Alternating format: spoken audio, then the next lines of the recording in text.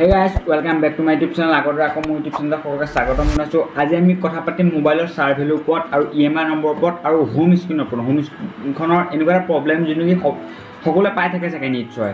মই পাই থাকোঁ, গতিকে সেই প্ৰবলেমটো কেনেকৈ ঠিক কৰিব। প্ৰবলেমটো হৈছে যেতিয়া আমি মোবাইলত চাই থাকোঁ, আঙুলিতে চুই থাকোঁ, তেতিয়া তাত এটা যিবিলাক এপছ থাকে এই এপবিলাক খেলিমেলি হৈ যায়। গতিকে সেই খেলিমেলিটো কেনেকৈ নাইকিয়া কৰিব আৰু যদি সেই খেলিমেলিটো নাইকিয়া কৰে তেতিয়া আপোনাৰ তাত যিবিলাক এপছ থাকে সেইবিলাক নিজে আনইনষ্টল কৰিব নোৱাৰে। সেই অপশ্যনটো অফ কৰিব লাগিব, তাৰপিছতে আপুনি আনইনষ্টল কৰিব পাৰিব।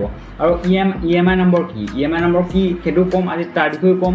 আৰু চাৰ্জ ভেলু যিটো বডি চাৰ্জ ভেলু থাকে আৰু হেড চাৰ্জ ভেলু তাৰ ওপৰত ক'ম। আপুনি যেতিয়া মোবাইল এটা কিনিবলৈ যায় আপুনি চাৰ্জ ভেলুটো চাই মেলি কিনিব লাগে। আৰু কিছুমানে মোবাইলটো কিনে নাই, কিনাৰ পিছত কি হয়, মোবাইলটো ব্লাষ্ট হয়, কেইদিনমানৰ পিছত ব্লাষ্ট হয়। কি কাৰণে ব্লাষ্ট হয়? সেই চাৰ্জ ভেলু এটা লিমিট থাকে, যদি লিমিটতকৈ ওপৰত যায় তেতিয়া মোবাইলটো ব্লাষ্ট হোৱা চান্স থাকে। গতিকে আজি ভিডিঅ'টো সকলোখিনি কথা পাতিম, অকণ স্কিপ নকৰাকৈ আপোনালোকে ভিডিঅ'টো চাই থাকিব।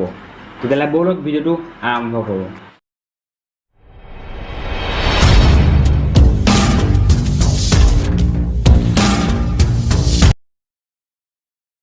এতিয়া প্ৰথম কথাটো হৈছে চাৰ্জ ভেলু চাবলৈ হ'লে আপোনালোকৰ মোবাইলৰ মই যেনেকৈ আপোনালোকৰ মোবাইল স্ক্ৰীণত দেখাই দিছোঁ। তোমালোকে মোবাইলৰ হোম স্ক্ৰীণখন উলিয়াই যাব। উলিওৱাৰ পিছত তোমালোকে কল অপশ্যনটোত ক্লিক কৰাৰ লগে যিখনতে তোমালোকে *#07# ক্লিক কৰিলে তোমালোকৰ যিটো মোবাইলৰ ৰেডিয়েশ্যন মানে যিটো চাৰ্জ ভেলুটো কিমান লিমিটত থাকিব লাগে তোমালোকে ধুনীয়াকৈ ইয়াত দেখাই দিব। ইয়াত এতিয়া তোমালোকে দেখিব পাইছা চাৰ্জ ভেলুটো মোৰ ফোনটোত কিমান আছে। গতিকে এটা লিমিটত থাকে, লিমিটটো মই তোমালোকক স্ক্ৰীণত দেখাই দিছোঁ। সিমান লিমিটতকৈ যদি বাঢ়ি থাকে এইখন তোমালোকে পঢ়ি চাই ল'ব পাৰা, ধুনীয়াকৈ চাই ল'বা। তাৰপিছত নেক্সট প্ৰচেছটোলৈ যাওঁ। নেক্সটটো হৈছে EMI নম্বৰ। এতিয়া EMI নম্বৰটো কি মানে কি, এইটো কি কৰে EMI নম্বৰটো? যিমান আপোনাৰ মোবাইলটো হেৰাই গ'ল, যদি আপোনাৰ তাত EMI নম্বৰটো আছে তেতিয়া আপুনি সেই EMI নম্বৰটো আপোনাৰ মোবাইলটো বিচাৰিব পাৰিব, ঠিক আছে।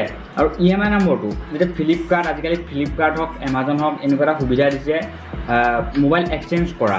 মোবাইল এক্সচেঞ্জটো কৰোঁতে আপোনাৰ EMI নাম্বাৰটো বিচাৰে। EMI নাম্বাৰটো কিয় বিচাৰে? যদি আপোনাৰ মোবাইলটোত কিবা প্ৰব্লেম হৈ আছে তেতিয়া সেই EMI নম্বৰটো আপুনি দি দিয়াৰ লগে লগে এতিয়া আপোনাৰ মোবাইলত কি প্ৰব্লেম হৈ আছে সকলোখিনি ওলাই যাব। আৰু সেই হিচাপত আপোনাক সেই কোম্পানী এমাজন হওক বা ফ্লিপকাৰ্ট কোম্পানীয়ে এটা নিৰ্দিষ্ট বাজেট দিব আৰু সেই বাজেটত আপুনি এক্সট্ৰা পইচা দি মোবাইলটো এক্সচেঞ্জ কৰিব পাৰিব, মানে নতুন মোবাইল এটা ল'ব পাৰিব। মানে সেইটো বাজেট দিব যিমান আপুনি 15,000 টকা মোবাইল এটা ল'ব, আপুনি এইটো মোবাইল এক্সচেঞ্জ কৰিলে তাত 8,000 টকা এটা ছেভ পালে, বাকী পইচা দি আপুনি 15,000 টকা মোবাইলটো ল'ব পাৰিব। গতিকে EMI নম্বৰটো চাবলৈ আপোনাক হোম স্ক্ৰীণত দেখাই দিছোঁ কেনেকৈ চাব লাগে। এইটো ক'ড ডাইল কৰি আপোনালোকে এতিয়া নেক্সট আকৌ ডাইল প্লেটখনতে তোমালোকে *#06# এইটো ক্লিক কৰিলে তোমালোকৰ ফোনটো EMI নম্বৰটো ওলাই যাব। আৰু EMI নম্বৰ তোমালোকে লিখি থ'ব পাৰা বা মনত ৰাখি থ'ব পাৰা, স্ক্ৰীণশ্বট লৈ থ'ব পাৰা, পিছত তোমালোকৰ কেতিয়াবা মোবাইল হেৰালে কামত দিব। অ'কে, এতিয়া হোম স্ক্ৰীণ লেআউট আপোনাক সেই অপশ্যনটো ক'ত পাব? আপোনালোকক ধুনীয়াকৈ মই স্ক্ৰীণত দেখাই দিছোঁ, চাই লওক। সেইটো অফ কৰি দিয়ক আৰু আপোনালোকে সেই প্ৰব্লেমটো নাপাব। গতিকে স্ক্ৰীণত দেখাই দিছোঁ, চাই লওক। কি তোমালোকে কিবা কৰি থাকোঁতে এতিয়া এইবোৰ এপছ এনেকৈ হিলি ফুৰে, ইয়াত গ'লে বা তাত গ'লে বা এতিয়া এই প্ৰব্লেমটো বা আনইনষ্টল কৰাৰ পিছত আনইনষ্টল হৈ যায়। এই প্ৰব্লেমটো কেনেকৈ তোমালোকে চল্ভ কৰা? তোমালোকে প্ৰথমতে ছেটিংছত যাবা। ছেটিংছত যোৱাৰ পিছত তোমালোকে দেখাইছোঁ, ছেটিংছত যোৱাৰ পিছত তোমালোকে হোম স্ক্ৰীণ লক স্ক্ৰীণত যাবা।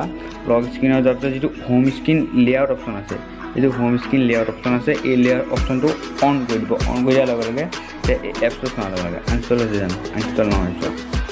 আনইনষ্টল নহয় আৰু ই হিলিও নুফুৰে, এনেকৈ হিলাবও নোৱাৰে তোমালোকে।